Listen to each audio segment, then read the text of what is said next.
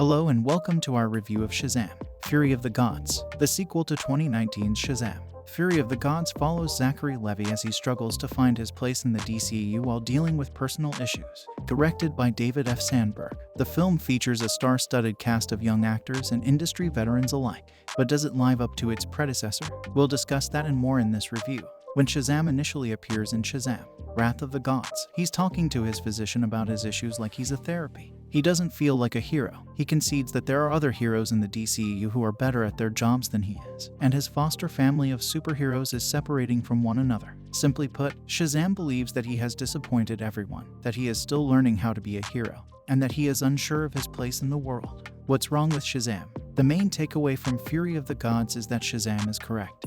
He is a letdown and still doesn't merit being part of this wider world. When Shazam initially appears in Shazam, Wrath of the Gods, he's talking to his physician about his issues like he's a therapy. He doesn't feel like a hero. He concedes that there are other heroes in the DCEU who are better at their jobs than he is, and his foster family of superheroes is separating from one another. Simply put, Shazam believes that he has disappointed everyone, that he is still learning how to be a hero, and that he is unsure of his place in the world. What's wrong with Shazam? The main takeaway from Fury of the Gods is that Shazam is correct.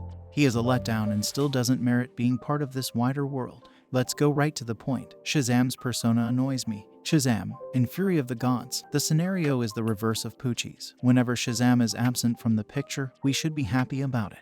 The writing by Henry Gayden and Chris Morgan always opts for the most obvious joke, which usually hits with a thud. Levy is painfully unfunny in this character. It's the type of humor where just calling someone Khaleesi when they're riding a dragon counts as a joke. Shazam is sometimes referred to as the comic relief for the DCEU, so it's definitely for the best that James Gunn will soon be in charge of the entire film series. Yet, it frequently seems like there isn't enough time to give these other characters their due. In addition to the cringe-inducing comedy, Levy's grating portrayal, the rather uninteresting adversaries, and their straightforward objective. For instance, Mary's wish to attend college receives absolutely little attention, while the majority of the other family members are given little more than a character description.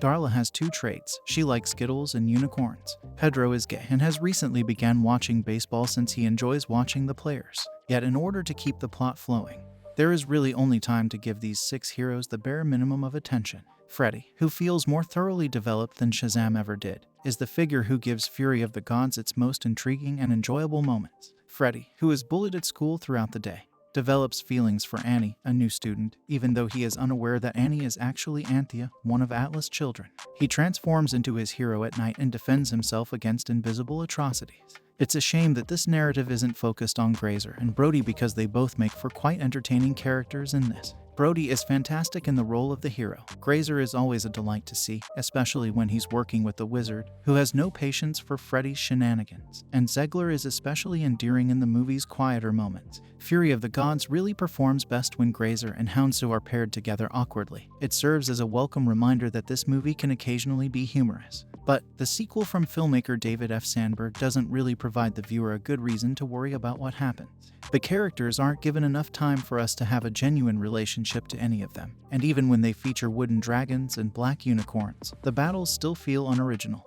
And even while Shazam has always seemed strangely outside the DCEU, attempts to make him more enmeshed with these characters are ludicrous in their methods. Wrath of the Gods won't likely make you laugh or cheer as much as it will make you roll your eyes at a scene that feels like a straight Skittles ad and a lame attempt to introduce another hero into this movie. It is unfortunate since the Shazam movies have potential that hasn't fully been realized. This frequently feels like DC's attempt to have a Spider-Man type character on their roster, especially with this most recent addition, and if you squint, you nearly see that potential. Beyond the misguided efforts at comedy and the potential for fascinating characters that is merely left on the table, the dull DC superhero movies' bare bones are what stand out. Shazam has potential, but it hasn't yet got the chance to realize all of its potential. Who knows what Shazam will experience in the DCU's future at this point?